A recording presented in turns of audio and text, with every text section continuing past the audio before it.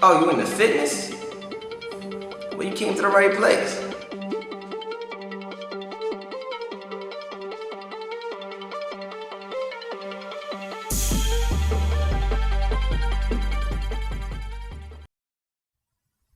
Alright guys, welcome to part 2 of the Skullay Gets Shredded recap.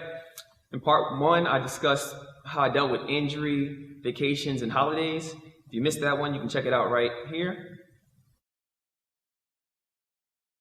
In part 2, I'll be talking about cardio, how I made changes to my diet along the way, and my future plans. So, let's get started. Alright, so my original plan when it came to cardio was just start losing weight, and then once my weight slows down or stalls, then I'll add in 2 600-calorie sessions a week where I'm either doing HIIT or some slow, steady-state training or something like that. But I never got to that point. Over the course of the year, like once the year started, 2012, I was 181 pounds. I bulked up to just over 200 pounds, and then when I started the series, I was 197.4. And the weight gain was like a serious challenge. You know, back in the day when I was younger, I thought, oh, I can eat whatever I want, I just don't gain weight. But once I was logging my calories and tracking my macros and realizing, okay, I need to eat 4,000 calories a day, every day, it was taxing. It was hard to do it, you know, and I finally, you know, started putting on some weight. And so when it was time to cut, it was just a breeze. Like if I wanted to get any lower than this, on the day of the shoot, I was 181 again. And if I wanted to get any lower, like maybe 175, 172, I probably would have to add in cardio. But as far as getting this lean this time around, I just didn't have to do that. All right, so as far as my diet was concerned, once I began to cut, I kind of underestimated what my maintenance was. So I was losing weight a little bit too fast at the beginning. I wanted to lose 1.5, maybe 2 pounds every week, but the way I was eating, if I would have kept that up, I would have lost maybe like 3 or 4 pounds every week. So instead of like dropping myself crazy and trying to pinpoint what, you know, my maintenance should be, I was like, okay, I'm gonna use this as a tool.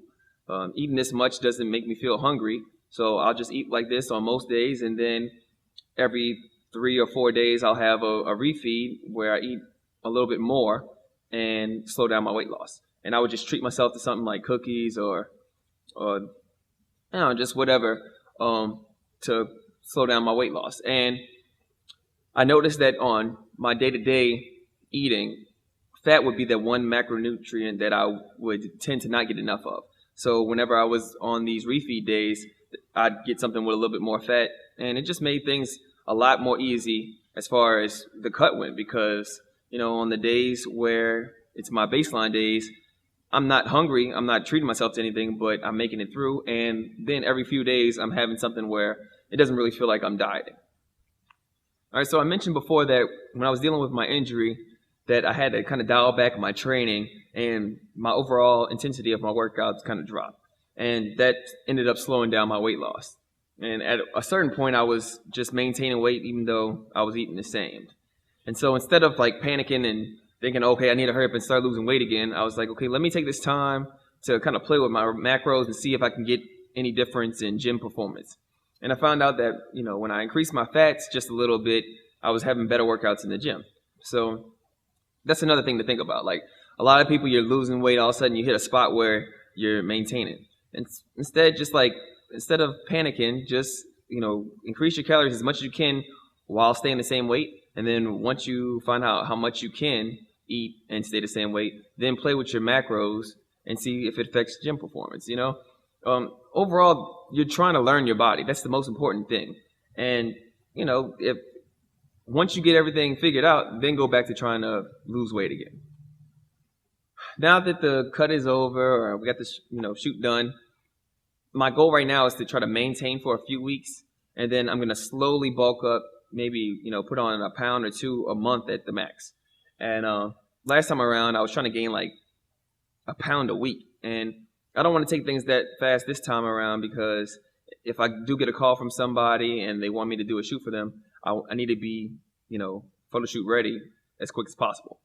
So even without this whole goal, the whole reason why I did I want to get on the fitness magazine was I was trying to give myself a long-term goal. before I would, train, get real serious in the gym because there was a vacation coming up or a special event coming up. It would happen, and then I would slack off. And I was like, I want to make this change permanent. I want this to be a part of my life. So I'm going to give myself a long-term goal and work towards it.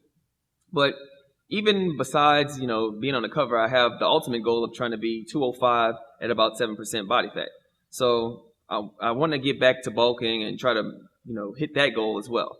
So if I don't get on the cover this year or next year or whatever, I'm always working towards something, and this is just going to be a part of my life and how I am from now on. All right, guys, so before I end the recap, I just wanted to give you guys an idea of how I used to look over the years. Like I said, back when I was in high school, I was 17, I was 6'1", I weighed 130 pounds, I was struggling to put on weight. A little bit after Hurricane Katrina, that's when I had this second shoot I was talking about, and I weighed about 162 pounds during that. Over the course of last year, I bulked all the way up to 200 pounds, and now I'm back at about 180 something, 181, 182. And just to give you an idea of how I looked, I've always been pretty active and athletic. But in this last couple of years, this last year or so, when I started finding out about proper ways when it came to nutrition, that's when the most impressive change. Like my friends have, been saying, "Oh man, what's been going on, man? What are you doing differently?" And really, tracking your macros and training, once you start focusing on both of them, it makes a huge difference. And that's it. Once again, I really got to thank the entourage for sticking with me on this journey and following me along this process. I hope this recap was helpful to you guys. But other than that, be sure to like the Facebook fan page, follow me on Twitter, definitely follow me on Instagram. As far as this video is concerned, be sure to like, comment, share, subscribe. Stay tuned.